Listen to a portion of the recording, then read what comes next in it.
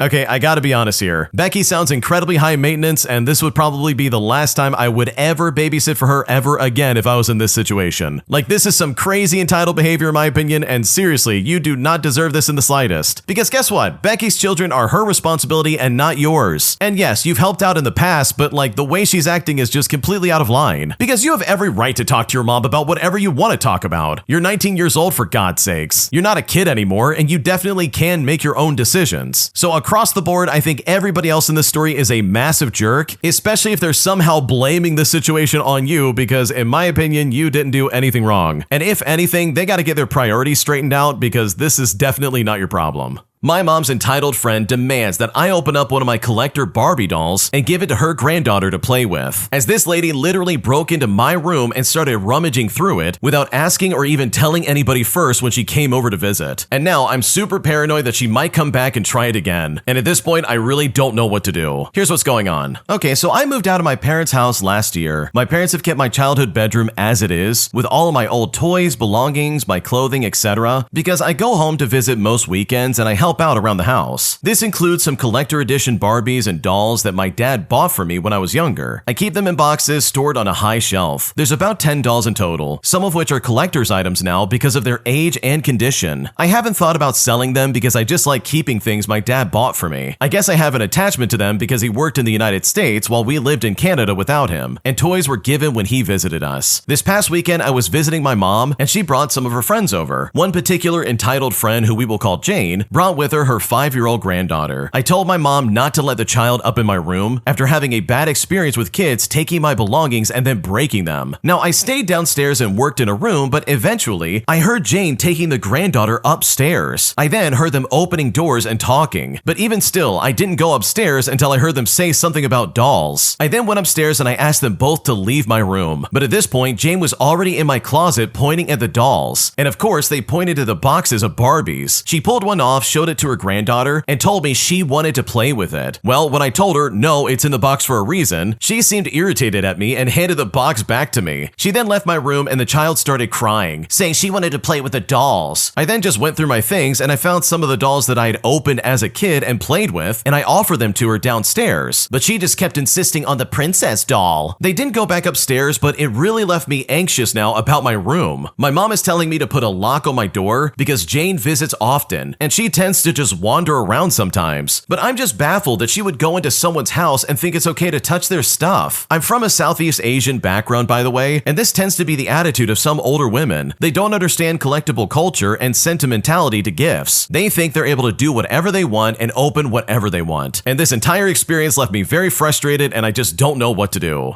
Oh man, dude, as someone who has collectibles of this nature, I would lose my mind. Like seriously, they really think they could just go into my room and break open stuff that is absolutely none of their business? I'm sure those Barbies probably were not that expensive, or maybe they were. Maybe they were like some serious collectibles. But in my opinion, the point still stands, because I 100% agree with the original poster. You can't just go into someone's house and be like, oh, let me wander around and open up boxes that are none of my business. Now, the original poster updated and said they installed a lock this morning on the bedroom door, and they said that their mom is going to warn her friend not to go into that room in the future. They've also explained that they live in a small condo, so they don't have enough room to bring all their belongings with them to their place. So I think that's a good solution overall, because Jane sounds like an incredibly toxic and annoying person to deal with, and I would be very pissed off if I came back to my parents' house and I found all my stuff broken into, if not stolen outright. That would make me go crazy on this lady, but hopefully the lock on this door will keep that from happening. If you like Am I the Jerk, you're probably going to love Am I the Genius. Check it out, link down below in the description. Also, go to AmITheJerk.com/submit if you would like to submit your own stories. An entitled toxic landlord decides to evict a talented artist all because she made murals on every single wall of the house she was renting, saying that they wanted to live in this artistic house while getting rid of the person who created it. So my neighbor and I got some petty revenge by quite literally scraping all the art off the wall, leaving these people with absolutely nothing when they moved in. Here's what happened. Okay, so there was this house in our area that was well known for having really cool murals inside done by the previous tenant. The outside was pretty tame. She has a pre-built facade to make the house look like a cottage, but inside it was all hand-done murals of Disney movies and fairy tales. The lady was an art teacher when she was younger, and later she started one of those paint with wine type businesses, which she did really well, before fully retiring to just doing paint commissions and furniture decorating. She's always been nice to everyone, even when I've been a bit of a jerk to her when she complained about the truck being loud or speeding, because in the end we worked that out and we had been friends ever since then. She had an agreement with the original landlord about the art, basically stating that since it wasn't outside, it wasn't going to be a problem.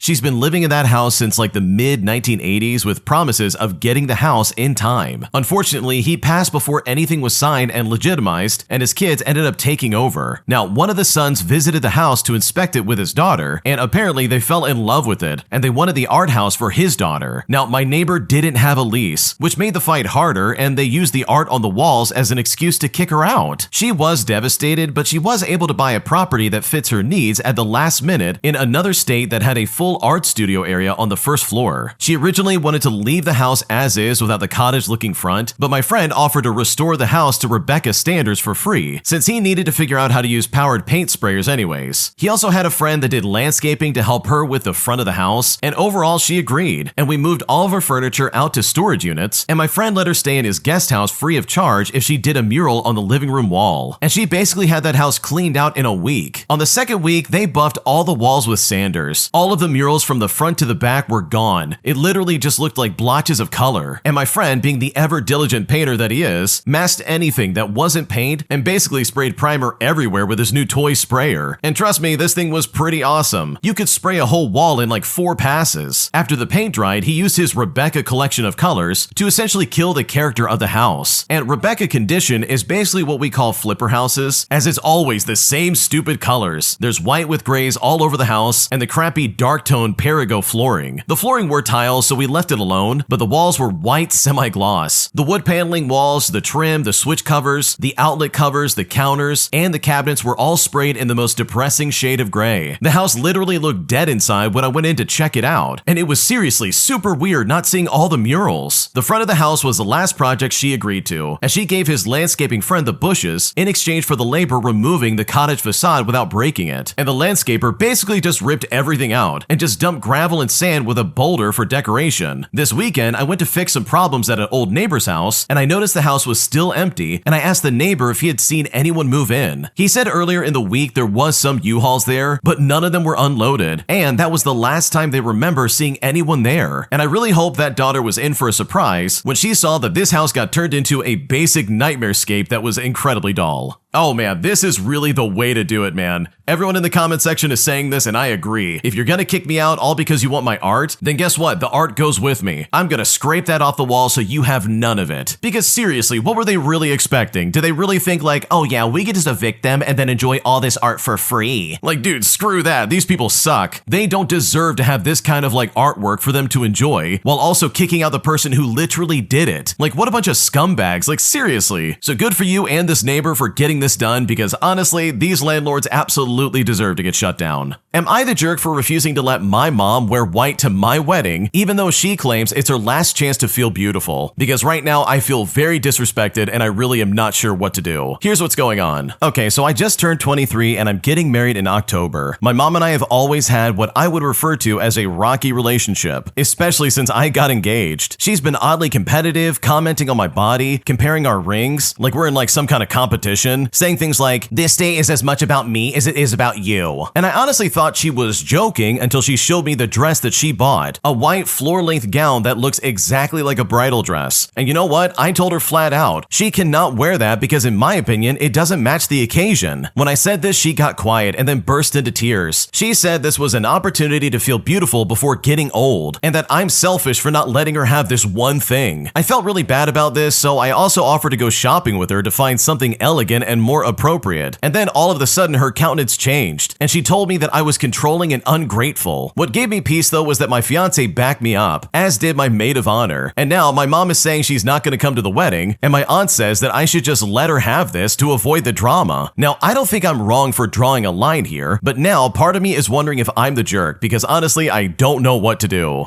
Dude, your mom is crazy. There is no way that this is appropriate. I guarantee you, the second she comes in there with that white dress on, she's gonna hijack your wedding and ruin your moment, because that's all she's trying to do. She's been competitive about your ring size and how your body looks, and just literally trying to take this moment away from you. So no, you're not the jerk for putting a line in the sand, because in my opinion, if she did decide to not show up, that probably would be for the best. Am I the jerk for leaving a bachelorette party early, all because it got way too expensive way too fast? Because right now I don't know what to do, and I'm honestly not sure if I'm in the wrong. Here's what's going on. I'm a 28-year-old female and I went on a bachelorette for the weekend. Prior to the trip, I let the group chat know that I'm on a budget and I need to know the expenses in advance before I can agree. And we all agreed on around $500, which I thought was doable. Before getting there, we paid for the hotel and we ride around since we were drinking, which was in total $300. We split it to where the bride wouldn't pay for these, which I was completely fine with. Then when I arrived, we had our dinner planned and we went to a fancy restaurant. I ordered the cheapest cheapest meal, and then one of the girls took the bill and paid for it. Then, fast forward in the following day, I asked how much the tip was to pay my portion, and the girl responded by saying, "Oh, just split the check." But I said no, my meal was nothing compared to theirs. They then expected us to pay for the bride for everything she's ordered the entire trip, all while she's getting the most expensive meals and drinks the entire time. They then said to me, "Well, why would you come here and not pay for everything for her?" And don't get me wrong, I understand that you pay for certain things for the bride, but I really wasn't expecting to pay for her entire trip. I mean, other bachelorettes I've been on didn't do that. However, if they would have just told me in advance, I could have planned, because literally everybody knew except for me. So I told the bride that the girls were rude and that I can't afford to stay, and I'm honestly just completely uncomfortable. She then said it was fine and she appreciated my time. Now keep in mind, I wasn't invited to the wedding because she couldn't afford it, but I was also then uninvited to the bridal shower and as a friend. So am I the jerk for leaving early all because things were just way too expensive? Because right now I feel like I messed up and I just don't know if I'm in the wrong. Okay, let's rewind real quick because I think there's a bigger issue here. And someone in the comment section actually pointed this out and it kind of made me realize, wait a second. You're telling me you were invited to the bachelorette party, but you're still not invited to the wedding or the wedding shower?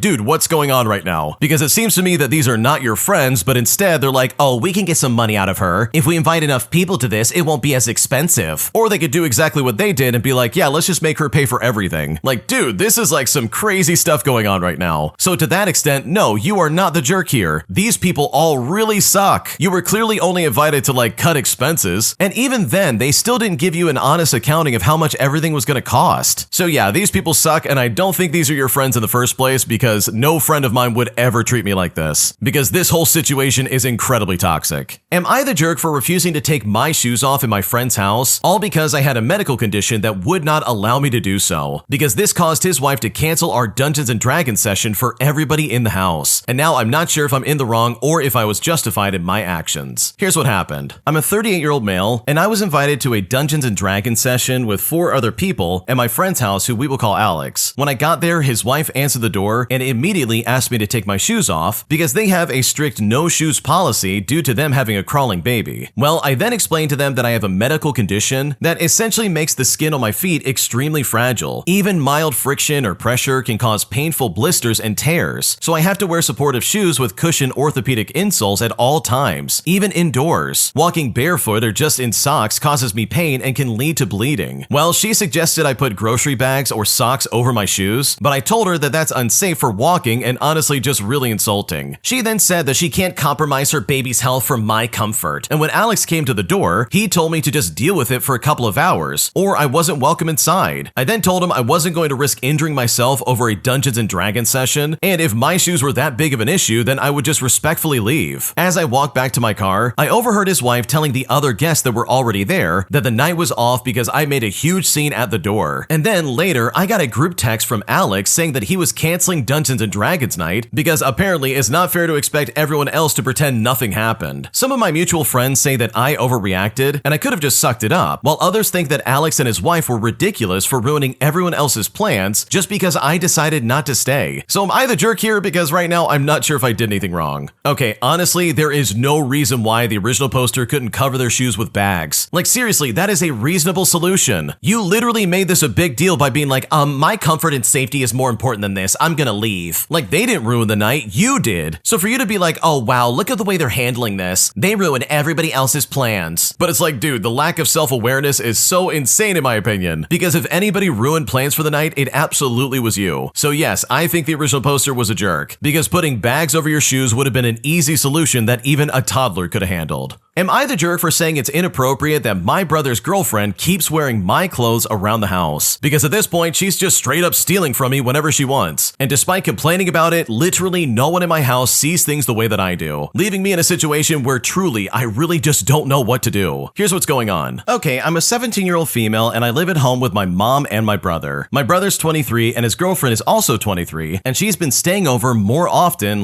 multiple nights a week. I'm not judging that part too much. She is great to be around, but what's really bothering me is that she keeps wearing my clothes. The first few times it was with permission, and I would agree and just lend her my stuff, but now I'll just wake up and see her walking around the kitchen wearing one of my shirts like it's normal. I mean, I never said she could freely take anything. When I brought it up to my brother, he said it'd be a hassle to make her pack more stuff, and that it's just a nice way to make her feel more welcomed and at home, and that it would be even more inappropriate for her to wear his clothing around the house. But it's like, okay, how is that my problem? I'm not her closet, and I don't know why she doesn't just wear my mom's stuff too. I told him it made me uncomfortable, especially because there's something intimate about her wearing my stuff, and it reminds me that she's sleeping in his bed, and I don't want that picture in my head, dude. Honestly, it just feels kinda gross. Our mom is staying out of it, but she didn't disagree with me. But I don't know if she sees it the same way I do or just doesn't care. And for the record, yes, I have a lock on my door, but not all of my clothing are in my closet. All of the overflow clothing are just sometimes folded in the laundry room, which is accessible to anyone. I know I'm gonna have to talk directly to her soon, but I just hate feeling like I'm gonna start some drama, all because nobody else in the house sees my issue. Because right now I really don't know what to do. Oh yeah, this is completely inappropriate. This is such a double standard, it's not even funny. How is it okay for her to wear your clothing, but not for her to wear his clothing? Or maybe your mom's clothing or something like that. She's clearly like poaching stuff off of you and being like, oh, I'll wear this one today. And I'm right there with the original poster. I would be very uncomfortable with this, and I'd be like, no, this is not happening, I don't like this. Especially with the mental image of them sleeping together wearing your clothing. Like, that really is creepy. So no, you're not the jerk here, and I don't blame you for being upset. And honestly, it is so annoying that your mom and your brother simply can't see where you're coming from. Because all of this makes sense, and this really should not be your problem. This next story came from the Am I the Jerk subreddit. Check the links in the description if you would like to submit your own stories, because we would love to hear them. Am I the jerk for telling my best friend that I can't be her maid of honor if she insists on a child-free wedding but still expects me to leave my newborn baby for 3 days? Because right now she is literally making me choose between her or my baby, and I'm honestly feeling torn and I just don't know what to do. Here's what's going on. So me and my best friend, who I will call Sarah, have been close forever. She asked me to be her maid of honor for her wedding next year, and I was super excited, and I said yes right away. But a few weeks ago, she said the whole wedding was gonna be child-free, like no kids at all, including babies. And that's kind of a problem because I'm due to have my first baby 2 months before the wedding. I talked to her gently, and I let her know I'd love to be there for her, but I can't leave a newborn for 3 whole days. The wedding weekend includes travel, rehearsal dinner, bachelorette stuff, the whole thing. I told her I'd be breastfeeding, and it just wouldn't be possible to leave my baby that long. She then got really cold after that, said I was making it about me and not caring about her biggest day. Then she told me I need to pick between my baby and her wedding. I honestly don't think I'm being unreasonable, but now I'm feeling torn. So seriously, am I the jerk here? Because I really am not sure if I'm making a mistake. Okay, I want to start off by saying that post on the Am I the Jerk subreddit literally reached over 1 million people. So if you want your story seen, we would absolutely love to read it over there because we check those stories out all the time. And this one just so happened to be one of the top ones this week. And honestly, this story blows my mind because holy crap, Sarah is a terrible friend in my opinion. Like seriously, they're trying to be like, you need to choose between your baby or me. Because it's like, oh, this is going to be an easy choice. I'm going to pick my baby and give you the peace sign and probably never talk to you again. Because how entitled and selfish can you possibly get? This isn't like a toddler that you could leave with someone. This is a newborn that literally needs constant care. And it's like, hey, Sarah, just in case you don't know, that baby probably really should be around the mom. And I bet the mom's probably really wanting to be around that baby. So no, you're definitely not the jerk because this is, in my opinion, some insane behavior. Am I the jerk for leaving my boyfriend's mom's birthday dinner early after she kept making really awful comments about my job? Here's how it went down. Okay, so my boyfriend and I have been together for almost 2 years. His mom has never really liked me, and it's not exactly a secret. I'm a hairstylist and I rent a chair at a nice salon, and I do well for myself, but every time I see her, she makes these little jokes about how I should find a real career or that I should go back to school while I'm still young. Well, fast forward, and last night was her birthday dinner. We went to a restaurant with his family and I was seated right next to her. Within the first 20 minutes, she made 3 separate comments about my work, including asking me if I still make tips in cash like a waitress. I laughed it off at first, but then she said to me, "Don't worry, you'll figure out what you want to do eventually." And she said this in front of everyone, and they all just kind of awkwardly laughed along with her. I then excused myself to the bathroom and I told my boyfriend I wasn't feeling well. So I went ahead and I left. Now he ended up staying behind because it was his mom's birthday, but later he told me I embarrassed him and made his mom feel bad. But I told him I'm tired of being the punchline and I'm not gonna sit there and smile through it anymore. But now he says I overreacted and I should have just ignored it. But I think he's not ever going to stick up for me, so I had every right to leave. So am I the jerk for leaving early and not wanting to put up with this any longer, because right now I'm honestly very frustrated and I'm not sure if I'm in the wrong. Okay, this is some stupid behavior because I can't stand when people do this, where they literally will excuse someone who's making these awful comments and then put the onus on you to be like, you need to be the bigger person. You need to sit there and take it because you made my mom feel bad. And it's like, brother, your mom should feel bad. You can't make these comments about someone and then be like, oh wow, they left. Now I feel bad about the crappy things I said. Because you should feel bad about saying them before you say it, dude. Like some basic social skills would tell you that. Like, what's going on right now? And what's the deal with your boyfriend not sticking up for you? If that was my mom saying those things about my girlfriend, you better believe I'm gonna speak up and be like, wait a second, don't say that about her. That's mean. Because seriously, there is nothing wrong with being a hairstylist. If that's how you make a living, then fantastic. There's nothing wrong with that. So for his mom to sit there and be like, oh, you need a real job. You need to go back to school while you're still young. Like, that's super disrespectful and so dismissive of the original poster. Like, does he not care about your feelings at all? Like, dude, what's wrong with this guy? So in my opinion, this is not only a big red flag about your boyfriend, but also this is absolutely not your fault. Because if this guy's not willing to stand up for you now, then I seriously doubt he ever will in the future, which is something you do not deserve in the slightest. My entitled coworker literally got fired for stealing my earbuds off of my desk, as he literally tried to replace them with some cheap dollar store knockoff, while also trying to gaslight me into believing that the ones he stole were actually his. And I'm honestly so glad this guy got fired because he was incredibly sketchy. Here's what happened. Okay, so this all happened back in 2016. I have a coworker who didn't strike me as a bad guy, but something was just weird with him. He would be cagey about the most innocent topics, as though he wanted to appear mysterious and involved with things that you just don't need to worry about. He really wanted to be perceived as connected and lucrative. And I could go on and on about the weird stuff this guy did, coming to work high on painkillers and openly talking about it after he faked an arm injury and had no prescription, all the way to leasing expensive cars to give off the impression of wealth. Like, this guy thought he was completely untouchable. He would throw parties and invite everyone, and one time I went and it was at a mansion. The entire time he was just posturing and implying that this was his house. But I was chatting with a staff member and she told me he was just house sitting for a family friend or something like that. I mean, this guy was completely full of crap. Now, enough with the context. This is where the story really kicks into gear. I keep a pair of earbuds on my desk at work. They aren't expensive or anything like that, so they would just sit there when I left for the day, because we work in a normal office and nobody steals stupid crap like that. Well, or so I thought. One day I'm sitting there and I realize that something is different about my headphones. It takes me a few seconds, but I realize that the silicone earpieces are black, but before they were opaque white. And I think to myself, wait a second, what's going on? Upon further inspection, my earbuds had been swapped with some dollar store generic ones, like the sort you would get when you fly Economy Plus and they pass them out with the small pretzel packages. My immediate thought was that one of my coworkers is playing a prank, so I go around and I ask everyone what's going on. Now, as you can probably guess, I did a lot of foreshadowing already, so I'm going to just jump ahead. I walk up and this guy had them in plain view on his desk. When I confronted him about it, he swore up and down that they were his and I must be confused. I ended up just grabbing them and throwing the fake ones on his desk and walking away because it was 100% obvious these were mine. Meanwhile, I had already asked half the floor if they were just messing with me earlier that morning. Like, even the manager knew I was looking for those stupid earbuds, presumably on the receiving end of a prank. He then came by and asked me if I ever found them, and I told him exactly what happened. Well, a few hours later, this guy got fired. Apparently, there were a lot of other things that he had done, and they just needed a valid reason to make it happen. In fact, he was here on a work visa and had to move back to his home country, because this guy is the epitome of playing stupid games, since today he finally cashed in and won his stupid prize. Oh man, imagine being so sketchy that you literally would steal from a coworker, resulting in you literally getting sent back to your home country. Like, if I was in a work visa overseas, I would be on my best behavior. I would literally do everything I can to not get in any trouble because I 100% want to keep my job and not ruin it for myself. And this guy absolutely blew it in my opinion. All he had to do was behave himself and not act like a moron, and he probably would have been just fine. But if his shady behavior wasn't enough, him stealing from the original poster is like the nail in the coffin. So I think overall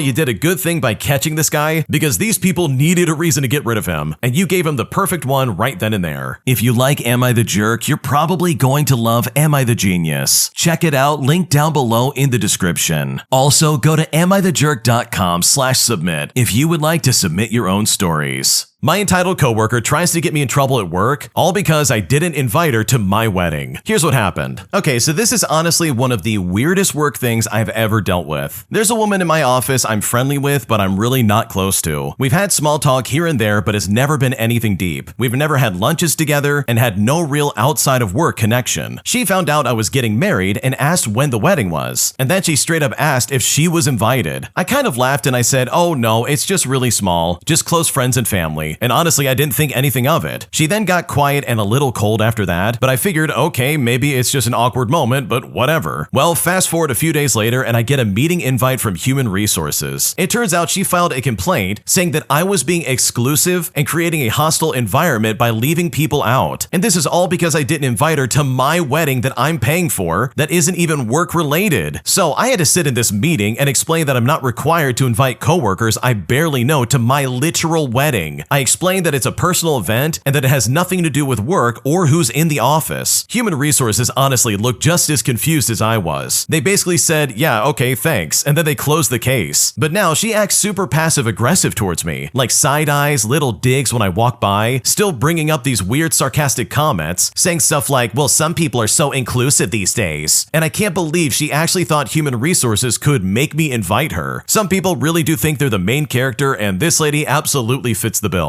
Okay, you've got to be a special kind of stupid to complain about this. Like, seriously, dude, what are you thinking? Did she really think that Human Resources was going to do anything to change this? Like, dude, what an idiot. Because the original poster has it right. They're not obligated to invite you to the wedding. So yeah, this really was a weird situation, and honestly, it's incredibly funny because this coworker's entitlement was completely out of line. My entitled daughter demands that I hand over my retirement money, as she says I need to buy her a house instead of using it for myself when I retire. But after I said no, I'm not going to do that, she called me selfish and has started telling other relatives that I'm hoarding money. And at this point, I'm honestly so heartbroken that I seriously just don't know what to do. Here's what's going on. I'm a 55-year-old female and I've been a single mom for most of my life. I worked multiple jobs, I sacrificed vacations, and I skipped luxuries just to give my daughter, who's now 26, a somewhat decent life. She had everything she needed growing up: private school, a used car at 18, even partial support through college. I never asked for much in return, just for her to be responsible and independent. Well, lately she's been pressuring me about my retirement savings. She found out I've been aggressively saving for the past 10 years so that I can retire early and travel, and maybe finally enjoy my life just a little bit. Well, her response was to say, you should use that money to help me get a house. I told her kindly but firmly that I've already done my job as a parent. I'm not rich, I just planned well. And honestly, I deserve some peace. But she snapped at me. She said to me, so you're just gonna be selfish now after everything I went through growing up? But I told her I'm the one who went through a nightmare to try and raise her with some kind of stability. And now she's been giving me the cold shoulder and telling other relatives that I'm hoarding money while she struggles just to make rent. So right now I feel very jaded and honestly very hurt by this, and I just don't know what to do. Okay, honestly, your daughter is incredibly spoiled, and she completely missed the point that, yeah, you sacrifice a lot for her. And just because you've saved a lot of money doesn't mean that she's somehow entitled to it. Like, seriously, look at what she's saying right now. She's saying, I think it's time you buy me a house. Oh, you're not gonna do that? Well, guess what? Now you're selfish. I went through so much growing up. And it's like, what do you mean? You had a stable home with a mom who cared about you, and she helped you through college to a certain extent. Like, you literally have every advantage in life, and now here you are at 26, trying to act like you deserve this retirement money. Like, dude, what are you talking about? So I know if I was in your shoes, I would not fall for that crap for a second. If she wants to say that you're hoarding money, then congratulations, that's exactly what you're doing. Because this is all manipulative so that she can get this money out of you to buy a house or do literally anything else with it. And I really think that would be a disservice to you since you've saved so much money and done so much to try and secure your future. Which, by the way, you absolutely deserve to have some kind of peace. Today, I was terminated without any warning, so I decided to get some petty revenge by reporting my former employer for tax evasion. Here's how it's all going down. Okay, so I was working a 1099 position that was bringing in around an extra $3,000 a month. I was able to do this job alongside my full-time job with no issues. I turned in my work on time, I attended all my meetings, and I had even gotten a great report from one of my clients. My job must have suspected I was doing more than one position, however, and they started demanding that I check my email at least once every hour. hour and even set hours for me as an independent contractor. I had to report when I was out of the office, whether for injury or something else. Well, I pointed out that I was an independent contractor and that none of those things were a contractual obligation. In fact, the entire reason I took the extra work with this company was the flexibility, but they just ignored this and continued to push. Well, a few weeks ago at nearly midnight, I received a termination email. No phone call, not even a text message. I went to log into my computer the next day and I saw my credentials were invalid. I reached out to my supervisor and I was told to check my personal email, with them adding a snide remark of, well, if you even do that, and then that was the end of it. Well, I stewed on this for a few days before I finally did something. I reported them for mislabeling my position as an independent contractor when in fact I should have been a W-2 employee. The IRS has a ton of information on what constitutes an independent contractor and what doesn't, and I met none of the criteria for an independent contractor. They were doing this to avoid paying taxes on their employees and to avoid having to offer insurance. So you know what? I reported them. I would wager that this is still ongoing for them as it's only been a few weeks. I'm not excited about potentially putting people out of work, but I am simply tired of being screwed over by my employers. Okay, I love this because the original poster is standing up for themselves, and my god, this is absolutely the way you want to do it. He's standing on business, man. He is not letting this slide for a second because this employer absolutely was crossing a line here that is just completely unacceptable. So I think that what you did is completely justified, and hopefully karma comes to bite them in the butt for the way they treated you. Am I the jerk for taking a walk during my lunch break, despite the fact that some of my coworkers and my parents are saying that I shouldn't be allowed to do that? Here's what's going on. A few years ago, I started working at a job that was more office-based than previous jobs. Because of that, I was moving less and gaining some weight, and I am very out of shape as it is. I'm not overweight, but I'm carrying a little more fat than I'm used to, and I can tell my cardio ability has gone down. Now, I get a 1-hour paid lunch per day. A lot of my coworkers eat at their desk and do very little work, like maybe answering an email if that, but mostly they're just eating. I personally go to my car to eat and then do laps around the parking garage before I go back in. I'm never gone for more than an hour and I always come back on time.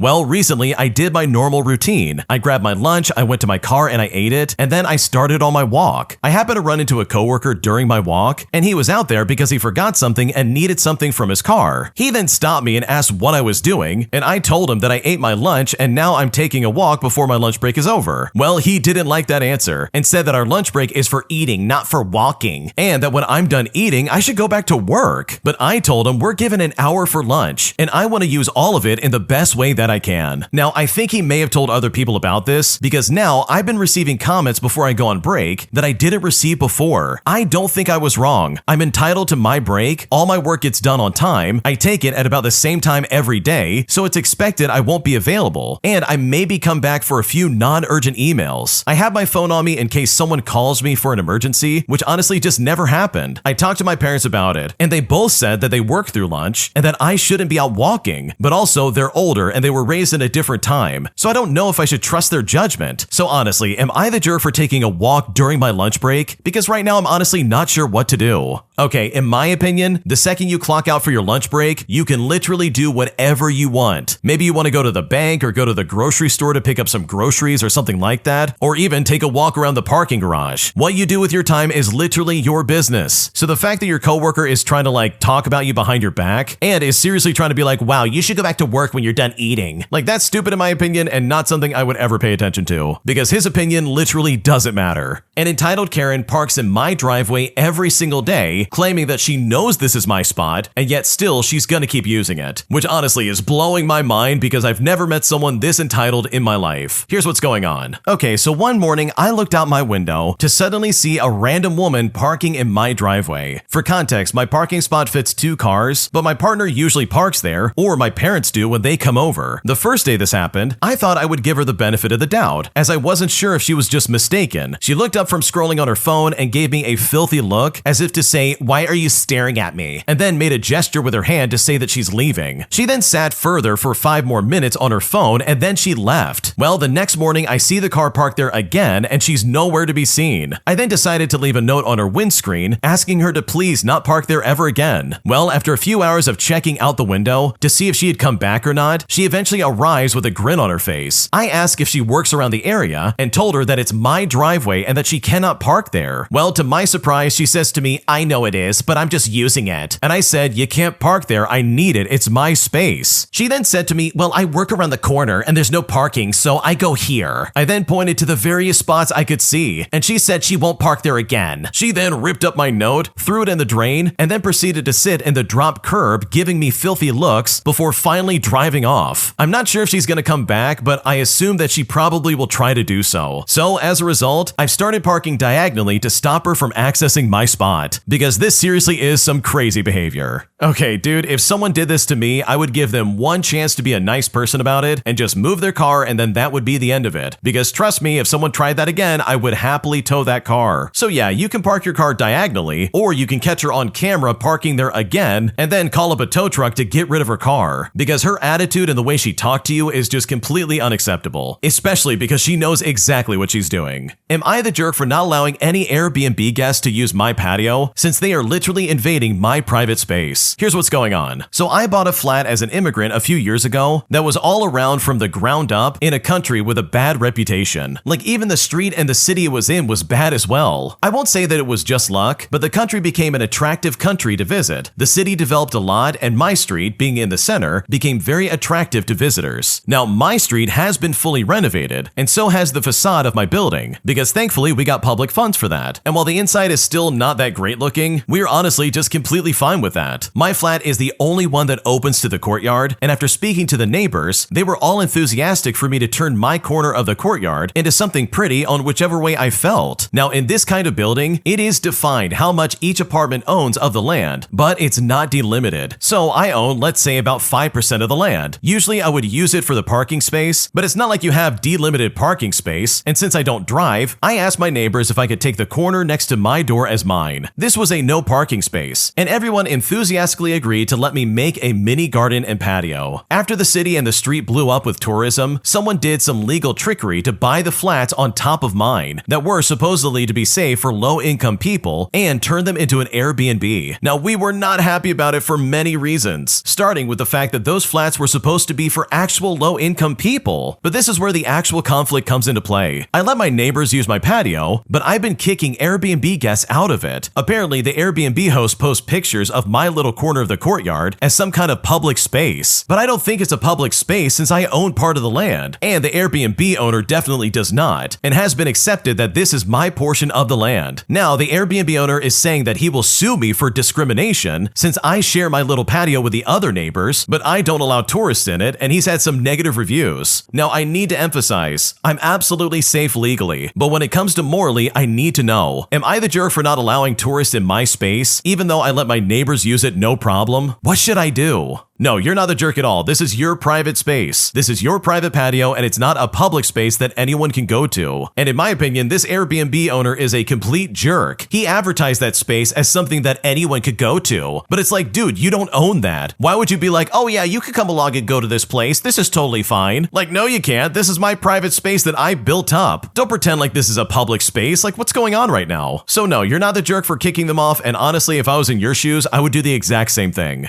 Am I the jerk for refusing to move out so that my roommate's boyfriend can move in? Because right now I feel very disrespected and I'm not sure if I'm making a mistake. Here's what's going on. Okay, so my roommate and I split our lease 50-50, and currently we're on a month-to-month basis as we have been living here for about a year and a half. Last week she sat me down and told me that her and her boyfriend want to take the next step and move in together. As she was telling me about it, she told me I need to leave and find a new place to live. Well, I'm refusing to leave as I believe that the person who wants to change is the person that should facilitate that, and that I should not have to uproot my life by finding a new place, as well as spending the money to move in order to make that happen for her. She says that she is entitled to stay because she made a garden in the backyard and does the majority of the yard work. Also, most of the furniture is hers. And these are things that I've taken into consideration, but ultimately, I decided that I wanted to stay. I also made it clear that I was okay with her staying and her boyfriend moving in since she already has the master bedroom, but they say they want to live without a roommate. So honestly, am I the jerk for refusing to move out? What should I do?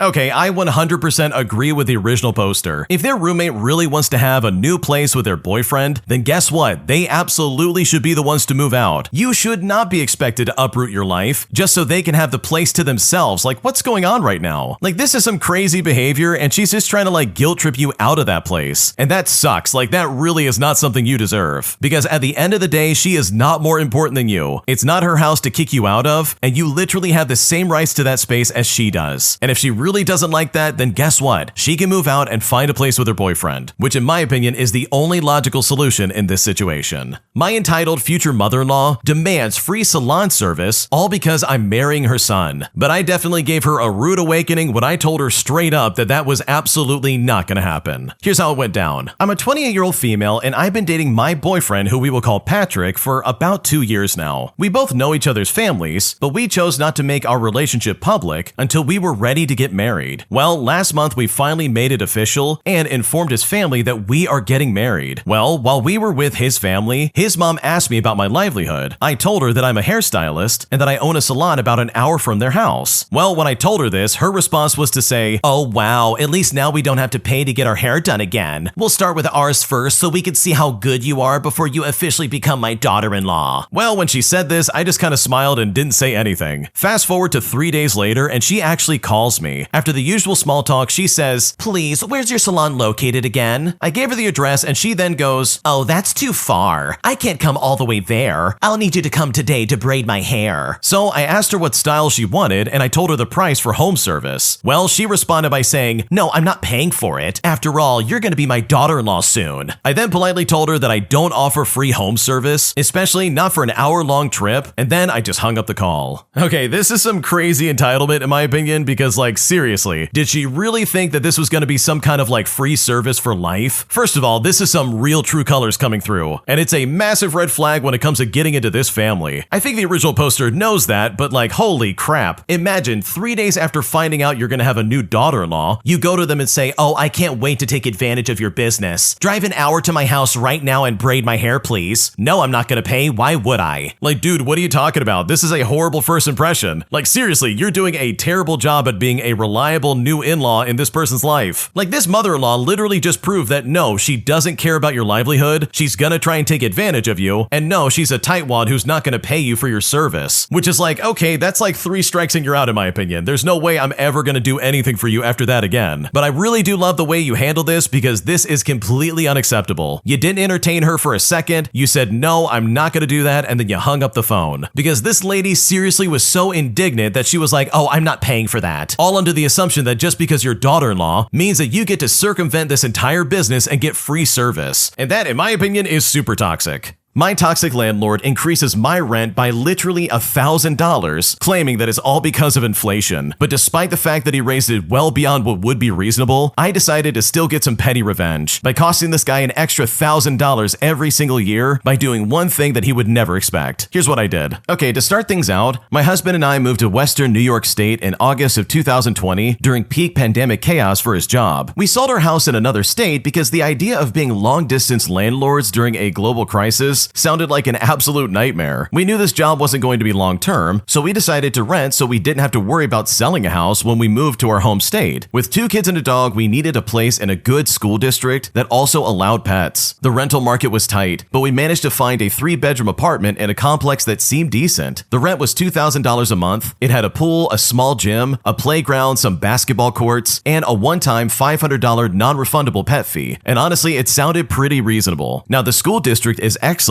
and at first the complex seemed fine, but then reality set in. It turns out that almost every rental in our district is owned by one guy. Yeah, that's right, just one person. He owns most of the rental properties in the area, and his staff handles the day-to-day management. There's constantly changes among his staff, and this is a big red flag. The ones who actually care and fix things quickly just don't seem to last that long. Since we moved in, our rent has climbed from $2,000 a month to $3,000 a month. Now, before people jump down my throat and give me an economics lesson, yeah, I get it. I understand inflation, but a rent bump up to like $2,400 or even $2,500 would account for inflation. And yeah, I used an inflation calculator to try and like understand what it should be, but $3,000 for rent is just predatory. When tenants ask about the increase, management claims it's because of rising cost. I've made friends with several of the lifeguards and maintenance workers, and not one of them has received a raise in years. Nothing has been updated in the 5 years that we have been here. Maintenance takes ages now, and the work isn't great. They also closed the pool pool in mid-August, even though school districts don't start until Labor Day. They say it's because they can't find lifeguards, but the lifeguards have told me directly that they offered to stay and were told no. So basically, the translation means that the owner just didn't want to pay for it. Real estate taxes in the area haven't gone up either, and yes, I did check this, and in fact, they've gone down. Now, you might be wondering, well, why don't you just move? Well, it's because of the schools. That's the main reason we're here. We don't want to uproot our kids, and the landlord knows it. There are virtually no other rental options for this school that he doesn't own. We're not looking to buy either because we're moving back to our home state in a year or two. So basically, we're stuck, just like many other families and retirees in the complex. But with that in mind, this is where my petty revenge comes into play. There are over 150 apartments in this complex, and every single one has had the same kind of price hike. And don't worry, the landlord definitely is not hurting. When he shows up at the leasing office, he pulls in driving some ultra luxury car that costs more than a house. I'm not a car person, so I can't name it, but I looked it up once and it was literally over $500,000. And it's like, seriously, don't show up with a $500,000 car and then tell your tenants that you're barely breaking even. Get yourself a beat up Camry for property visits and at least act like you're struggling. Now here's where things get nice and petty. I remembered that when we owned a house, we had an above ground pool with a heater. I didn't realize how expensive it was to run it continuously, so I kept it heated toasty warm for a couple of weeks. But when the energy bill arrived, my husband nearly had a heart attack. And it's like, oh man, that was an accident. But through that, I also learned exactly how pool heaters work. And when it's cool at night and it's only in the 70s during the day, it is very expensive to run a pool heater 24/7. So this past Sunday on the Sabbath day, the Lord came to me and showed me that the landlord needs to live his truth and help him not break commandment number 9. If he says the costs are rising, then this lady's gonna do the Lord's work. Now, it had rained a few days earlier, and nighttime temperatures dropped into the 60s, meaning that the pool had gone cold. In June, the property manager had turned the heater on when the weather was cool, and so it was nice, but by July, the pool stayed warm on its own. Once the temperature dropped again, the water was freezing. The heater was still off, or at least set too low to actually activate. And of course, the manager of this section definitely got run out just like the rest of them. So I asked the lifeguard, is the pool heater in that little utility room next to the pool? And he said to me, it might be. The door's always open, but I think I'm just gonna look the other way. And they literally laughed as I was like, oh, okay, plausible deniability, smart move. Well, when I checked, the heater was there, and the temperatures were set so low it wouldn't even turn on. But you know what? I changed that immediately. I bumped it up to 85 degrees. I was tempted to go to 90, but that can trigger algae growth, and I want to enjoy the pool, not shut it down. Well, right away, warm water started flowing in, and it was glorious. Everyone at the pool that day noticed and commented on how perfect it felt. The next day, someone must have turned it back down, and I could tell the pool had cooled a little, so it was starting to get a little uncomfortable. So I just went right back over and I turned it up again, and I kept doing this every single day. And because I'm petty and you're here for this long tale, I did the math and I went down an ADHD rabbit hole, and I found a calculator that estimates pool heating costs based on size, outdoor temperature, and the heater settings. And the change in temperature I made will double the heating costs for the last few weeks of the season. I also did some quick math on what the landlord is making from these rent hikes. Even being conservative, he's pulled in an extra $600,000 per year by raising rent far beyond inflation. And he was already making a solid profit before. Look, I don't have a problem with someone making a profit, but I do have a problem with lying about costs, stiffing your workers, and pushing tenants harder than necessary just because you know they're stuck. If my neighbors are going to be out that money anyways, we are going to enjoy a warm pool. The people who were there this week got to enjoy the results of my small act of righteous rebellion, and so will the rest of the complex for the final weeks of the season. Godspeed, my petty friends, because this guy absolutely deserved it, and I wish I did this sooner. I love this so much because I can't stand landlords who act this way. Like, I know of people who have had really bad landlords, and this definitely fits the bill. They increase your rent, they're like, oh, we're barely scraping by. And then just like what the original poster said, they roll up and they're like completely fine. They've got a great car, they've got a great watch, they've got the newest phone. It's like so ridiculous. So if you turning on that heater cost them a couple extra $1,000, then honestly, this landlord definitely deserves it. Especially if they're gonna hike people's rent up who honestly are just trying to make a living. If you like Am I the Jerk, you're probably going to love Am I the Genius. Check it out, link down below in the description. Also, go to AmITheJerk.com/submit if you would like to submit your own stories. Today, I messed up by flying my mom and brother in from Brazil to visit me in the United States. Because right now, my mom has not only tried to ruin my relationship with my husband, but she's also turned my younger brother against me, someone I'm desperately trying to reconnect with after all these years. And at this point, I honestly do not know what to do. Here's what's happening. I live in the United States and hadn't seen my mom or 15-year-old brother in over a year. They live in Brazil and I wanted to give them a special experience. So I paid for everything, including 2 international business class tickets as we used to do once a year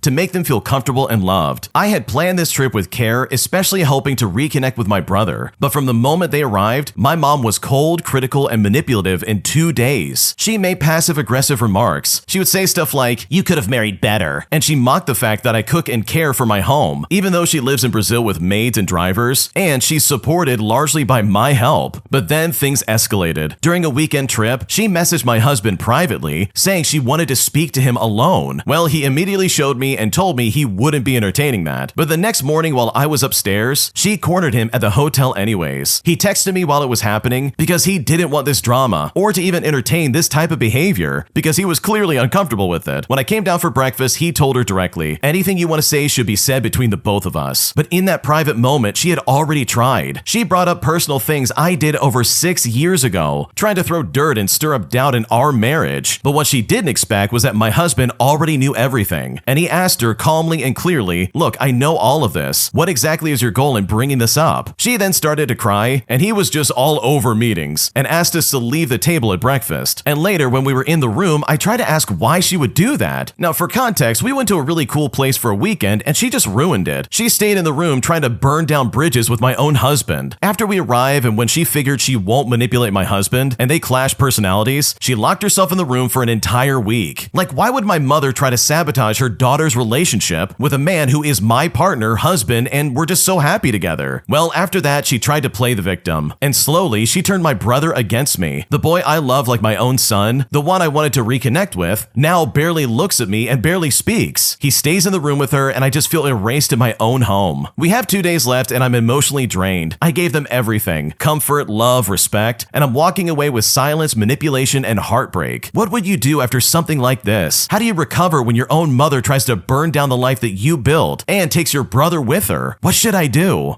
Okay, first of all, I'm so sorry that this happened because this is not fair for you or your family at all. You literally flew them over to your place and you try to show them a good time and make them feel loved, and more importantly, reconnect with your younger brother, which I completely get. This really is a crappy situation. You don't deserve this, and this really sucks. But on that note, if this doesn't become like a learning lesson, in my opinion, and you now set boundaries between you and your mother, then honestly, this will be a complete waste and she'll try this crap again. I'm not telling you what you should or shouldn't do, but if a family member of mine went to my partner and tried to turn them against me, I would probably immediately start finding ways to cut them out of my life. That's just me though, I can't speak for you, but like, you're literally telling me that you're giving them so much money and support, and she's gonna turn around and act like this? Like, dude, what's going on right now? This is not okay. That kind of garbage is unacceptable. And it really sucks because your brother's 15 years old and he can't really make decisions on his own yet. And to that extent, I'm so sorry, but it probably looks like you're gonna have to wait until he's 18 to really reconnect with him, which sucks. Like, you don't deserve that at all. But for me, I would stop sending money and I would absolutely be like, okay, you wanna treat me like crap? Congratulations, here's a flight home early, figure your life out. Because your mom is clearly taking advantage of you and you do not deserve this treatment in the slightest. Am I the jerk for refusing to take my ex-wife to the ER, even though she literally had other options available to her that could have taken her instead? Because right now I feel kind of like a jerk and I'm not sure what to do. Here's how it all went down. So this incident occurred a decade ago, but recently it came up in conversation with my oldest son, who was 7 years old at the time. While I believed I was justified in the moment, over the years I have come to the conclusion that I am not proud of my actions that day, even though my son maintains that I did the right thing. 6 months prior to this incident, my wife and I had agreed to divorce after her extramarital activities came to light. We agreed on everything except who would keep the house, but I told her unless she took over the mortgage and the utilities, I would not be leaving. 2 months prior, when it was evident that I was staying put, she made a play to remove me from the home and actually had me served with a 2-week temporary restraining order. Well, caught off guard, I rented a room with a coworker in the neighborhood and I hired a lawyer. I followed all the rules. I went to court, I answered all the judge's questions, and the temporary restraining order was revoked. After 3 weeks, I was back in my house and she was angrier than ever. And I'm including this background only because it explains my combative state of mind during the event. 2 weeks prior, I took my kids out of state to visit family for Christmas and New Year's. I asked my soon-to-be ex-wife, who we will call Amy, if she could shovel the walk and the porch stairs while we were away. Well, as you can probably imagine, she didn't do that. And upon our return, there were 2 inches of ice on the stairs and the sidewalk. The day after we returned, Amy had arranged to meet up with a Craigslist to buy a piece of furniture for the house that she had rented, and she was going with a friend who we will call Lisa, who had also set up a purchase of her own. When Lisa pulled into the driveway, Amy hurriedly ran out the door, slipped on the icy porch steps, and landed on a ceramic planter, cutting her hand open. Now, this wasn't a life or death situation, but there was blood and she did need stitches. She came back in freaking out, and I told her to go wrap it up and have Lisa take her to the emergency room. Meanwhile, Lisa had come to the door to see what the commotion was all about. I told Lisa that she needed to take Amy to the ER, and Lisa actually said to me that she wasn't going to blow off her meetup, saying that I should take her myself instead. But I said emergency room visits are not part of my role anymore. Lisa then actually accused me of mistreating her in some kind of way, but I just sarcastically asked her, okay, well, why do you want to leave your friend for someone who's mistreating you? Ultimately, Lisa left for her meetup, and I packed up the kids and dropped off Amy at the emergency room, and I just let her find her own way home. Now, if you had asked me the next day, I would have said I acted righteously and that Lisa should have stepped up for her friend. But with the clarity of time, I feel that I should have just swallowed my pride and better demonstrated for my kids how a father should act. So seriously, lay it on me. Am I the jerk for the way I handled this? Because right now, I'm not really sure if I made a mistake. Okay, maybe this is brutal, but absolutely not. I don't think you're the jerk. She literally tried to pull a restraining order on you just because she didn't want you living in that house anymore. It's like, dude, you're paying for everything, and she's trying to be like, I want the house, you need to leave. And now she slips and falls because she didn't take care of the sidewalk. Like, dude, this is literally her own fault. And like you said, dude, she's not dying or anything like that. So for her to be like, you're mistreating me, by the way, give me a ride. And it's like, okay, I'll give you a ride, but you're gonna figure your life out otherwise because I got nothing for you. So no, I don't think you're the jerk at all, because I guarantee you if the roles were reversed, she absolutely would never help you out. And that is not fair for you in the slightest. Today, I messed up by lying to my girlfriend about how much I like her cooking, which then has resulted in her family thinking that I'm an amazing chef. And right now, I feel like I'm completely out of my depth, and honestly, I'm starting to panic because my girlfriend's dad has invited me to cook for his birthday next month, and I'm struggling to figure out what I'm gonna do when that day shows up. Here's what's going on. Okay, so I've been dating my girlfriend for just under a year. She is amazing, she's funny, she's supportive, and honestly, one of the kindest people I've ever met. But early on, she cooked for me, and I would find it terrible. I remember one time she made a smoothie that had a cucumber, yogurt, and garlic in it. But this is where I messed up. I didn't want to hurt her feelings, so I just said it was creative and tasted different, but in a good way. And this sparked something in her, and she just started cooking even more. Then I tried doubling down on the compliments, thinking it would slow down eventually, but it definitely didn't. So now, fast forward to a few months ago, and I made a simple pasta dish at hers. Literally just garlic, olive oil, and chili flakes. Her mom came over mid-meal, tried a bite, and said, "Oh wow, you made this? You must really know your way around a kitchen." I then panicked and I nodded, but my girlfriend smiled and said, "Oh, he's too humble. He always makes stuff for me when I'm sick." And now her whole family thinks that I'm some kind of like secret chef. I've even been invited to cook at her dad's birthday next month. They've even bought me an engraved apron that says my name and then calls me chef on it. So now I've been watching YouTube cooking tutorials at night, trying to learn enough to survive this lie. And the worst part about it is that my girlfriend still cooks for me, and I still fake it every single time. I know I should come clean, but I feel like I've waited so long, and I think it'll just cause chaos. I can't tell if I'm protecting her feelings or if I'm just being a coward, because right now this honestly just really sucks. I would hate being in the middle of this, dude. I cannot cook to save my life, and if someone actually was like, "Oh wow, you can really cook well," and then started like inviting me over places, I would be like, "Oh my gosh, what do I do?" And I can't say I wouldn't do what the original poster did. Like, I would just play along and be like, "Oh yeah, I'm a chef, let's do this," and then just secretly watch YouTube videos and be like, "Okay, how do I cook? I really don't know what I'm doing." So hopefully this works out, and hopefully you become that master chef that everybody thinks you actually are, because this is hilarious, and I really wish I could be like a fly on the wall to see how all this goes down. My boyfriend won't let me go over to his house anytime his female housemate happens to be home. And right now I'm starting to get really suspicious that something bad is going on, but I just don't know what to do. Here's what's going on. Okay, for a bit of background, my boyfriend and I have known each other for a long time, but only became friends around 2 years ago and started dating in March of this year. Now, about a month into dating, my psycho housemate basically kicked me out over the fact that I now had a boyfriend. My boyfriend offered for me to stay with him until the end of my lease in May, because my only other option was to move 2 hours away. monthly. Now, I confirmed over and over again that this would be fine for him. And you know what? He insisted. I made it clear that I can't go halfway when it comes to rent, but I would pay for whatever I could. And I would keep up with the cleaning and laundry for him. At this time, he had a housemate who wasn't paying rent and caused him a lot of stress. So when that came to a very dramatic head, the housemate was kicked out and my boyfriend started the search for a new housemate. About a month or two goes by and things are tense with my boyfriend and I. He seems to be resenting me and his space and his lack of freedom, but even still, I confirm that he's okay with me staying there until I get my bond back, and again, he insists that it's fine. But right now, I'm starting to be unhappy too, because it's hard not to be in that situation. But I finally found a new place for myself, and I have about 2 weeks to move in. And also at this point, I had started paying half of the rent at my boyfriend's place, along with continuing to look after the house. When I have about 3 days left before I can move, I'm walking from work to my boyfriend's house, and he calls me to say that someone's moved in and that I shouldn't freak out when there's stuff there. Now, I was excited for him because he's been so stressed out about it. And when I asked too, he said, "Oh, it's just a girl from work." And I thought to myself, okay, that's completely fine. I do know he spent quality time with most of the girls from his work, if you know what I mean. And this is all before we started dating, but that hasn't bothered me up until this point. The next day, I come home to his house, and the new housemate has kicked my clothes out of the way. And I would have cleaned them up before I left, had I known that she was moving more stuff that day. But I just got no warning at all. After that, things became strained between my boyfriend and I. And basically, I didn't like how things were being handled. And I noticed that he was being really guarded. We ended up breaking up for a week because everything was so heightened. But we talked it out and got back together again. And now the month or so that we've been back together has been absolutely great. And we've gone out and done a lot of fun things. However, I have not learned a single thing about his housemate. And he has made it clear that he's not comfortable having me over when she's home. One night, him and I were out and I asked if I could come back to his place. And he said no because the girls from his work were all drinking at his house and he spent quality time with most of them. So he said that would make him uncomfortable. He also said he wants to keep his work life and private life separate. I then commented that maybe he should not have moved in with someone from work, but he responded by saying, "Oh, I had no choice. This conversation's over." Ever since then, we haven't discussed the situation further, even though he knows I find it odd. Now, I can't accept the situation as it is. No matter what his reasoning is, I feel stupid for trying to pretend the situation doesn't bother me. I don't want our relationship to end because I do actually trust him and I love being with him. I just refuse to be in this situation anymore. I find it embarrassing and naive to accept it at face value. And at this point, I really just don't know what to do. Before we go any further, the original poster has an update that they would like to share, and honestly, things get incredibly weird. Here's what she had to say. Okay, I want to start off by saying that yes, I get it. I'm very stupid. I will add though, I am allowed in his house when she's not there, so I have seen that his room doesn't have any women's belongings in there, even when it's a last-minute stop-in. When we first started dating, he introduced me to everyone in his life. I met people he worked with, just not the girls. He never tried to hide me away. He brought me to Easter with his parents, and outside of this situation, there's nothing he's done to make me question him. I didn't move into his house when he needed a new housemaid because it was too much for both of us, and we both agreed we wanted a chance at dating before we jumped into living together immediately. There is a chance this girl's a lesbian if she's the coworker he says she is, but I'm honestly starting to question that as well. We go out 3 times a week and he stays over at my house, and the only nights I don't see him is when either of us are working nights. So honestly, at this point, I feel very confused and I seriously don't know what to do. Okay, believe it or not, we have one last update from the original poster because they said at the top of their post that yes, they did in fact break up with him, which, oh my gosh, that is the best outcome in my opinion because your boyfriend absolutely was cheating on you. You simply can't tell me otherwise. Not to mention the fact that he's literally slept with everybody from his work, and now one of them lives in the house who he probably also slept with. So good for you for making the right choice because this was incredibly sketchy. My entitled father is demanding that I pay him back for all the child support he paid me while I was growing up. And I'm honestly blown away that he's trying to pull this stuff on me, especially because he thinks that because I have a job now, I'm somehow rich and I can afford it, putting me in a situation that is completely ridiculous. Here's what's going on. Okay, I want to start off by saying that I'm a little bit fuzzy on the details now, as I do have some blocked memories about this, but I remember one day after working at a restaurant from basically 6 o'clock in the morning until 6 o'clock at night, while also having no lunch, barista, bartender, server, or dish pig, my dad cornered me and said that since I'm so rich, which by the way, I wasn't, I was a manager making less than the junior staff, I should pay him back on all the child support my mother stole from him. He then showed me the letters that he kept, and with the way he went on and on over the year, I expected it to be thousands per month. And sure, I went to a private school, but they chose to send me there before they even got divorced. The plan had originally been for me to go there from pre-primary, but they missed the cutoff, so I went from year 7 until 12. Also, the cost for the school was done separately, completely completely outside of child support. So what it was used for was for uniforms, swimming lessons, healthcare, and a phone plan until I turned 16. Then I paid for my own with help from my mom to top it off occasionally, as I used my phone as a hotspot so my sister could do homework. Because after all, my dad didn't want to pay for Wi-Fi, as he said we would just waste it, which trust me is a long story in and of itself. The rest they just dealt with on their own and just paid for it if it was their week. And so basically he didn't pay anything, maybe like $20 per week for 2 kids. For a year, I listened to him guilt trip me on this and try to twist us against our mom. And you know what? Sometimes it worked. He would sometimes say he couldn't even afford food because of us. All that to find out he paid practically nothing. He worked as a locksmith and then a motorbike mechanic in a specialized area. And then he went right back to being a locksmith. I'm in contact with him now, obviously, and my sister lives with him still, but we're fine. She comes over to stay at my place pretty often, mostly just so she can get Wi-Fi for once. But she prefers dads to moms as she has issues with our mom, which also is another longer story. He even just took my sister on a week-long trip to Bali, you know, with all expenses paid. She's 20 years old and hasn't had a job for over a year. And when I last lived with him, I was the cook, the cleaner, the caretaker of my sister, the dog walker, and the person putting myself in the middle deliberately to avoid hospital visits and animal mistreatment. But yeah, my dad is literally a begging man-child, and I'm honestly so sick of him. Yeah, your dad's super immature, like that's really obnoxious. This guy literally tried to act like you're the problem when it comes to him paying child support. But it's like, dude, that's not my fault, that's on you. You're the one that has to deal with that, not me. Sorry for existing, I guess, but like if you didn't want to marry mom, then maybe you shouldn't have gotten married in the first place. And I just love the fact that he's like, Oh yeah, you're gonna pay me back all this money for child support. You're rich, you could do that. Meanwhile, this idiot literally didn't pay hardly anything. He was clearly an absent father in your life and wouldn't even give you Wi-Fi for God's sakes. Like, what's going on with that? That's not a waste of money. That's literally like a utility at this point in today's day and age. Why would you not have that so that people can do their work and actually like participate in society? That's really dumb and just doesn't make any sense. So yeah, you don't owe your dad anything. He's being incredibly stupid. And if I was in your shoes, I definitely would not pay that any mind, because I think you described him perfectly. He absolutely sounds like a massive man-child that would be super annoying to deal with. If you like Am I the Jerk, you're probably going to love Am I the Genius. Check it out, link down below in the description. Also, go to AmITheJerk.com/submit if you would like to submit your own stories. Am I the jerk for refusing to translate for my parents after my brother moved back in and took over my role in the house? Because right now my parents are pissed, but I just really don't care. Because at this point, I'm honestly just so exhausted. Here's what's going on. I'm a 19-year-old female and I'm the only one in my family who is fluent in English. My parents immigrated when I was a baby, and my older brother, who's 22, moved back to our home country when he was about 10 years old to be raised by our grandparents. And he recently moved back in with us after 12 years abroad. For most of my life, I've been the one handling everything for my parents, filling out forms, translating at appointments, reading legal documents, talking to banks, scheduling anything. I've done this since I was about 11 years old and it was exhausting. But honestly, I didn't question it because I knew they needed help. But since my brother came back, things have changed. He speaks decent English now. Not perfect, but enough to help out. Except here's the thing, he doesn't help. He just acts like he's too good for it. And somehow my parents act like he's the golden child. They dote on him, they praise him constantly, and now they only speak to me when they need something. A week ago, they asked me to take time off of work to translate an immigration appointment for my mom. I said that I couldn't because I had a shift I couldn't miss, and I suggested they ask my brother instead. My mom then just said, "Oh, he's not used to this stuff. It's easier with you." And when she said this, I snapped a little. I said to her, "Yeah, because I've been forced to do it for years." I told them I was tired of being treated like a tool just because I happen to speak English better, especially now that they have another adult child living here. My dad told me that I was being ungrateful and that family helps without complaining. And since then, they've been completely cold to me. My brother then said I was being dramatic and that it's not his fault that they trust me more. But it's not about trust. It's that they've literally never even asked him. I've missed school, I've missed work, I've even missed social events just to translate for them. Meanwhile, he's been here like 3 months and hasn't lifted a finger. Now, at this point, I do feel guilty. I don't want to abandon them, but I also don't want to keep carrying this alone just because I was born here and he wasn't. So am I the jerk for refusing to be their translator anymore? Because right now I'm honestly so frustrated that I just don't know what to do. Okay, first of all, I think someone pointed out something hilarious in the comment section, and it's the way your dad said, "Oh, family helps without complaining." Because if that really is the case, then guess what? The brother can help out and there shouldn't be any complaining. Like seriously, what's going on right now? If they really feel that way, then go to the brother and be like, "No, family helps without without complaining, we need help translating stuff. Because you're absolutely right. You've done this since you were like, what, 12 years old, 11 years old, or something like that? It's obnoxious that they're still making you do that after all these years. So yeah, I think your brother absolutely should be stepping up, and I don't blame you for being like, no, I need a break from this. Because doing this for almost a decade would literally drive just about anybody insane. And for the sake of your own happiness and sanity, I definitely think it's time for your brother to step in.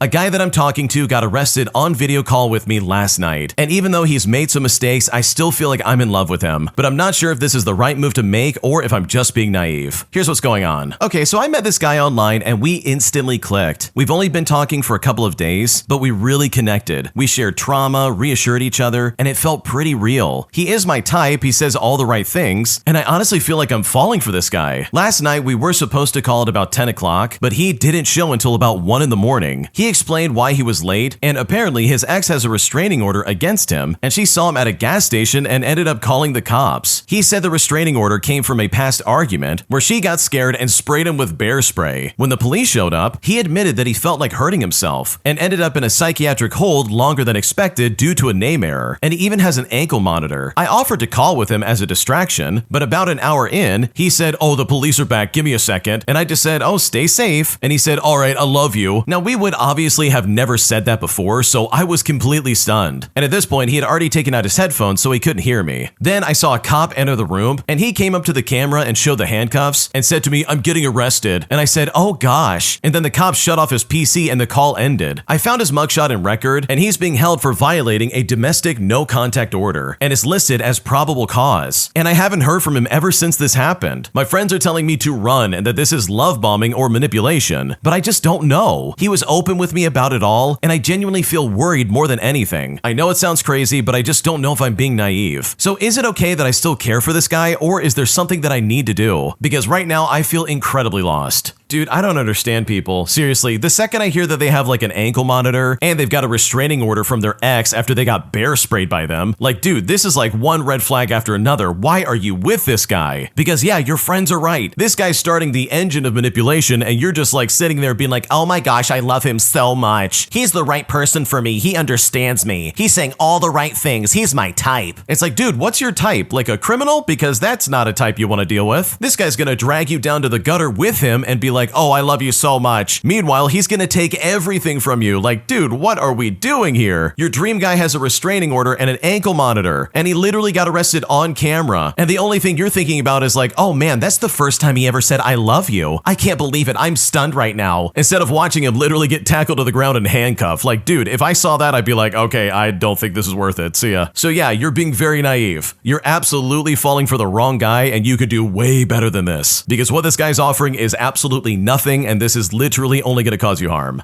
My entitled roommate steals the room I was planning on taking, despite the fact that I was paying extra just to have that room in the first place. So I decided to get some revenge when I moved out by leaving a massive dog turd in the middle of his bed and also putting dead fish in his wardrobe and in the pockets of his suits. Here's how I did it. Many years ago when I was a student, I spent my final year renting a room in a shared house which had about 8 bedrooms, which were each individually rented out by the agency. All of the other people in the house had graduated the previous year and had stayed in the city and got jobs, so I was the only student. Now, some of them knew each other and some of them didn't. I paid for a larger room on the first floor, but when I came to move in, it had already been taken by someone else who wasn't even there at the moment. So I moved into a smaller room on the ground floor. It was good enough for me and I was happy enough in that room for the year, but here's the kicker. I was paying approximately $40 a month more for the room I wasn't getting. The guy who took the room was hardly ever around, as he had a girlfriend he stayed with. And when he did come in, he went straight to the big room and didn't speak to anybody. I left him notes to ask about him paying the extra money for the room, as he wasn't supposed to be in that one, but he ignored them all and never came to speak to me. It didn't really ruin my year, as I had already been so busy with work and just trying to get my final exams done, but when it came close to time for me to move out, I tried to talk to him again, and he did the classic move where he was like, "I'm just gonna head out, but when I come back, we can sort it out later." And of course, later didn't come, and when the day came for me to leave, he was of course nowhere to be found. So I decided to get some petty revenge by literally having a dog crap on his bed. Just one big massive dog turd right in the middle of it. I also put a few smelly fish in his wardrobe and in the pockets of his suits, and I really wish I'd been there to see his face when he got back, which probably was several days later, just to see how he reacted to the smell, because this guy absolutely deserved it. Okay, first of all, I love this revenge. I think it's hilarious in my opinion, but I really hope you were not expected to pay for that room. You quite literally were not staying there. That cost falls on that guy and not you. The original poster basically said that they didn't go to the agency or report the guy because at the time they were only 21 years old and they're just trying to get through their final year in college. And I totally get that, like I really do, but it wouldn't have taken that much time to be like, okay, I'm gonna report this guy and he's absolutely moving out of there. Because if you're the one paying for it, then you deserve to stay there, regardless of what anybody else might have to say. Am I the jerk for refusing to let my brother use my car during his stay, even though he supposedly came up here to help me out after I had a minor knee surgery? Because right now I am very frustrated and I seriously just don't know what to do. Here's what's going on. I'm a 26-year-old female and I recently had minor knee surgery. This was not super serious, but enough to make it difficult just to get around. I live alone in an apartment about 30 minutes from the city center. My older brother offered to come stay with me for a week to help out while I recover. He lives about 4 hours away and we don't see each other super often, so I thought this was a really kind gesture. When he arrived, he asked if he could use my car here and there, and I said sure, assuming it would be for errands or picking things up for the apartment. But almost immediately, he started using it constantly, meeting up with friends, going to the gym, shopping, and just driving around to clear his head. I found myself stuck at home, limited in what I could do, and twice had to order takeout because he wasn't around when I needed help grabbing something. He also never asked before taking the car, and I noticed the gas was running low really quickly, and despite that, he still hasn't even filled it once. Well, yesterday I told him I didn't feel comfortable with him using the car like this. I reminded him that he came under the pretense of helping me, not using this as a free week with my car. He then got super upset and said I was being ungrateful and that he took time off of work to be here and was doing his absolute best, and since I can't even drive right now, it shouldn't be a big deal. Well, he's barely said a word to me ever since then. I mentioned the situation to our mom and she sided with him, saying that I'm being dramatic and that I should be appreciative since he made the effort to come along. But the thing is, if he had just told me up front, oh, I want to come and stay for a week and use your car to get around, I still probably would have said no. I feel like he misrepresented his intentions, and now I'm the one stuck feeling like an inconvenience in my own apartment. So seriously, am I the jerk for putting my foot down about my car? Because right now I'm seriously still pissed off. No, you are definitely not the jerk here. Your brother is taking advantage of you and that is not fair. Seriously, this guy's running around all over the place and the gas is getting low and he's using the car to drive around just to clear his head. It's like, dude, what are you doing? That's not helping me in the slightest. If you need to drive around to clear your head, then you clearly are not the person for the job and taking care of me. Like, you had knee surgery, dude. You can't do anything right now. And this guy's trying to be like, oh yeah, I'm just gonna go,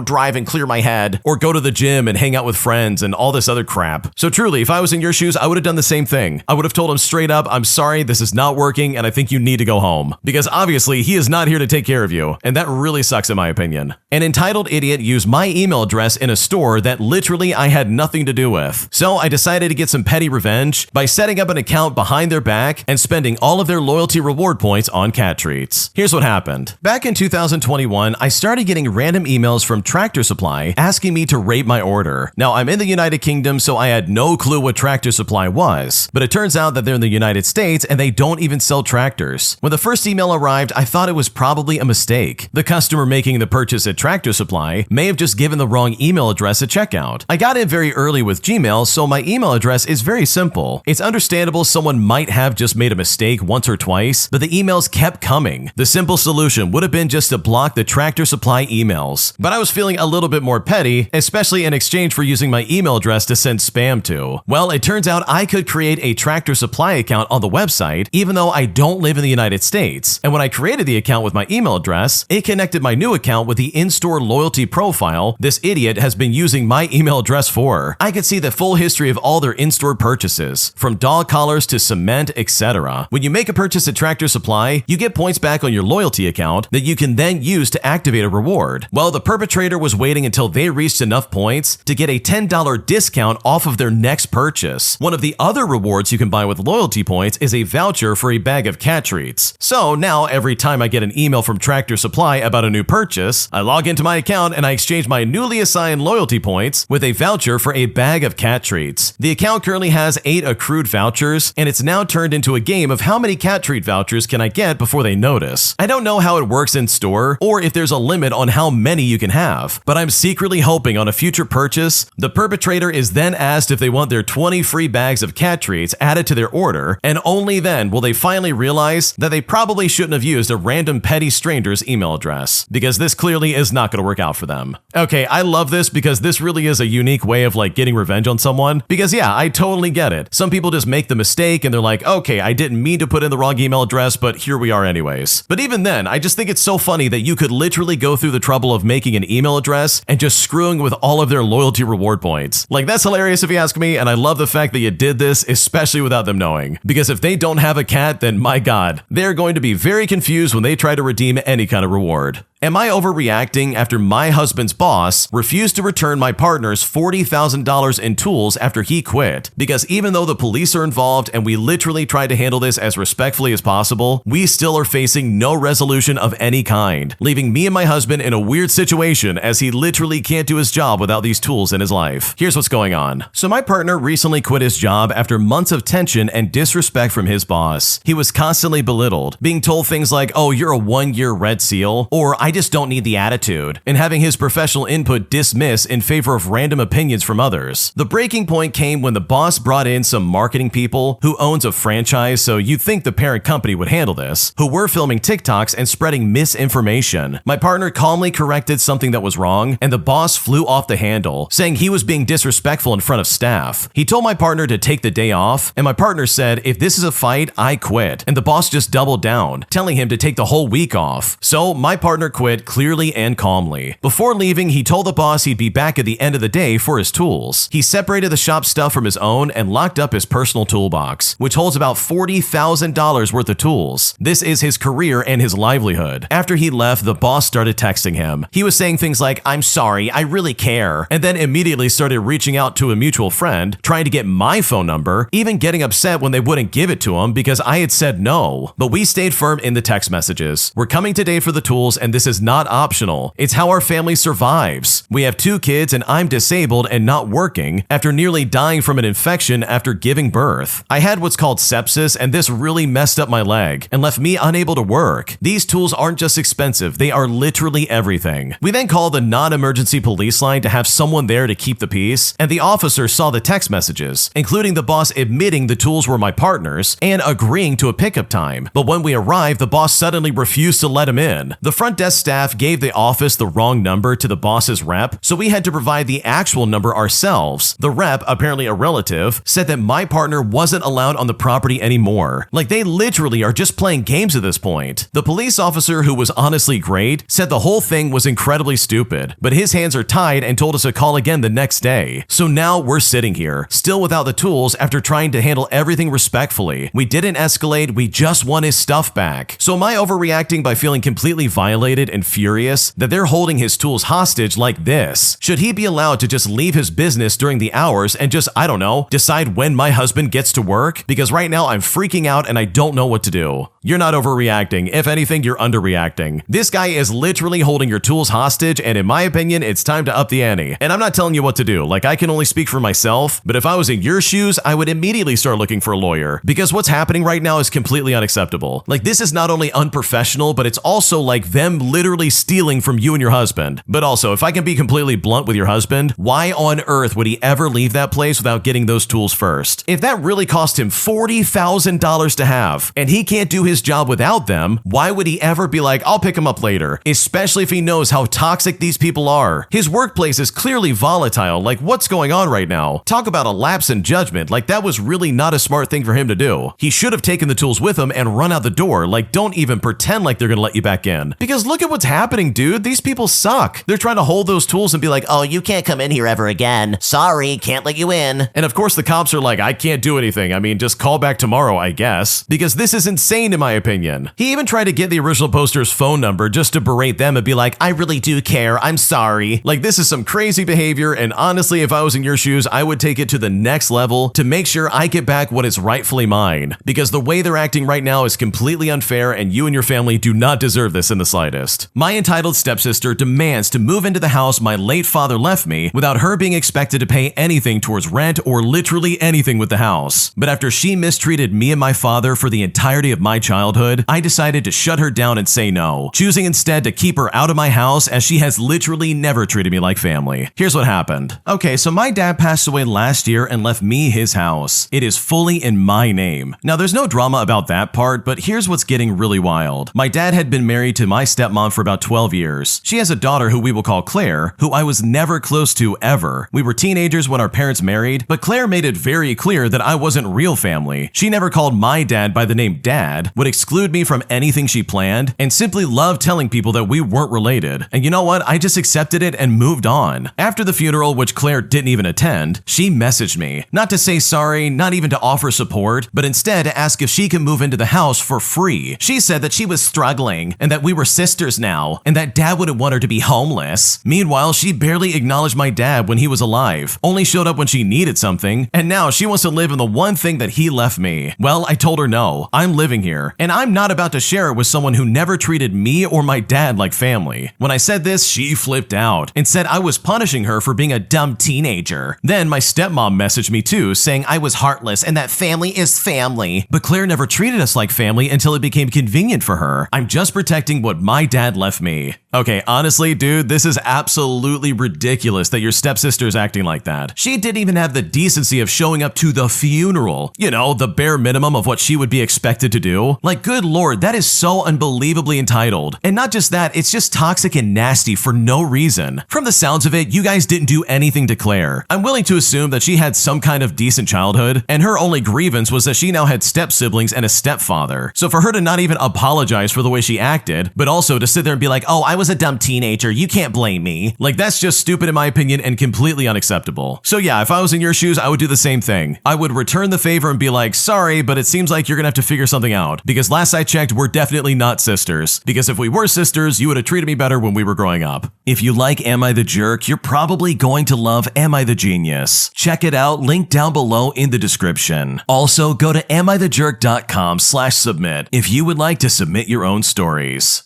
A car dealership I've never been to keeps contacting me by mistake, as some idiot literally put down my email address as a contact for whatever they're trying to do with their car. And despite the fact that I've begged them to please take my email address off of your system, they have yet to listen and instead just completely ignore me, forcing me to take some petty revenge that I'm sure they were never expecting. Here's how I did it. Okay, I live in the United States, and I kept getting emails for someone else's car appointments from a dealership in another state. I was able to figure out the person's actual email address, so I messaged them to let them know the wrong email was in the dealer's system, but unfortunately they never responded to me after several messages being sent. My next step was to contact the actual car dealership, which was very easy. I spoke to at least 3 different people over the course of like 4 or 5 months, and they all assured me that they would update the information, but as you can probably guess, nothing ever happened. So I then took it upon myself to mess with all of them. I would reply to the emails that the appointment needed to be rescheduled. In some cases, I would get notified of my upcoming appointment, and I did that for probably a year.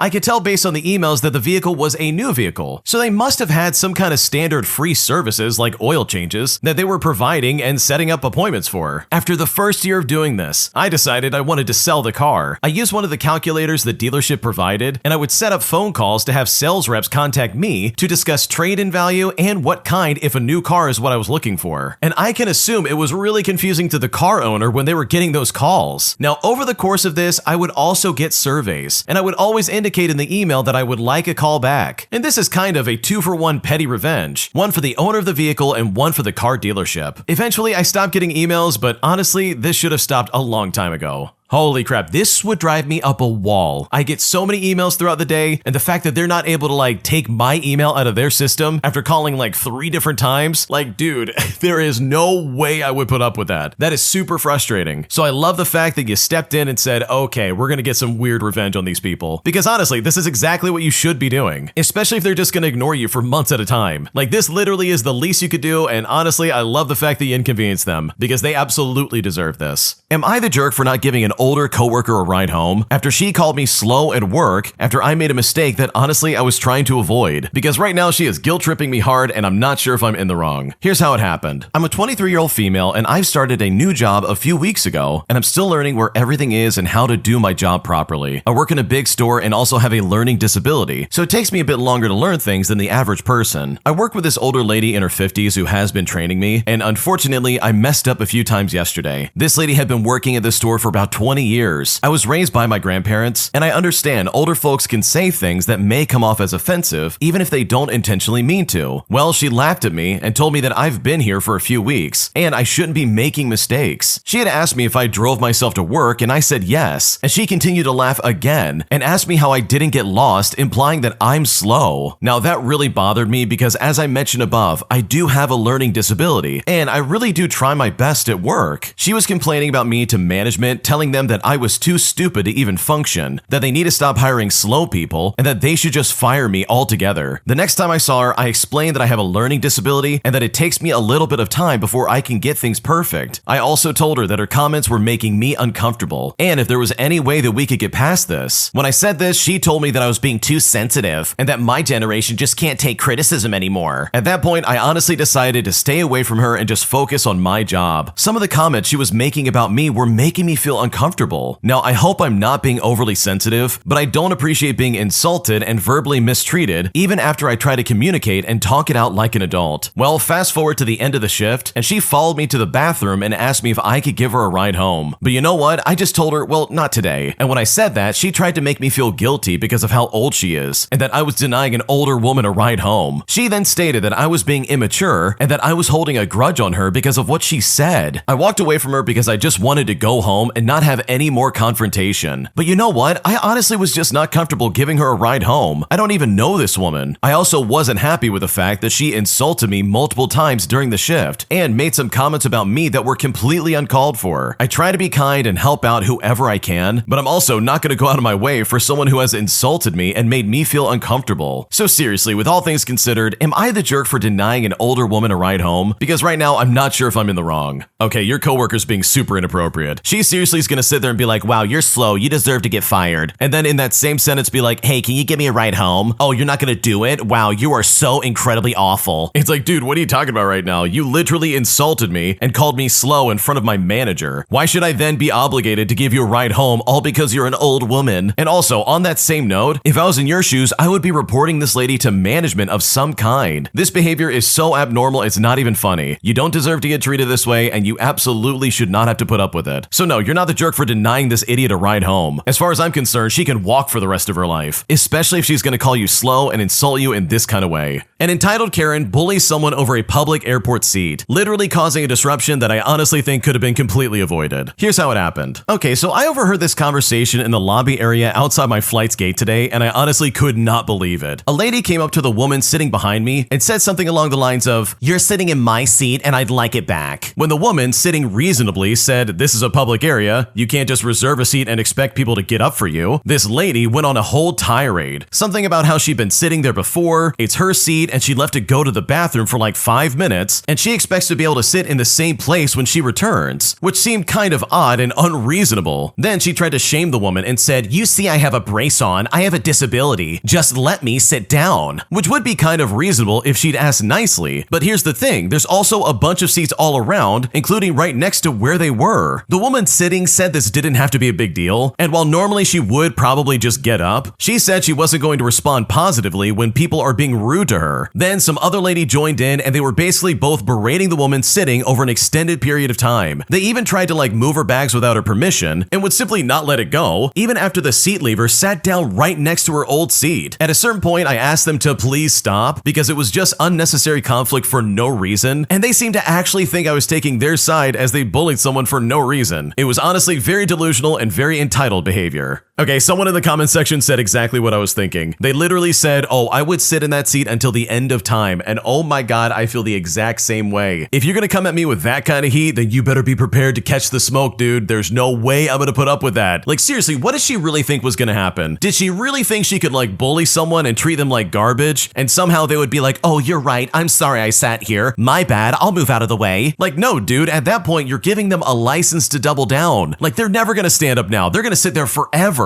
And I know for a fact, if I was the person getting yelled at, I would sit in that seat and be smug the entire time because that crappy behavior absolutely deserves to get punished. My job forces me to deal with big parties at a restaurant I work at, and the one complaint I have is that people never remember their order, and I'm truly so done dealing with this that I just don't know what to do. Here's what's going on. I want to start off by saying that this is really a big rant because this is something that's really been annoying me lately about my job. Now, I need to emphasize that I'm not a server at the restaurant I work at, but instead I am a busser, a runner, I do expo, and I'm a host, and often all at the same time because the place I work at is severely understaffed in those positions.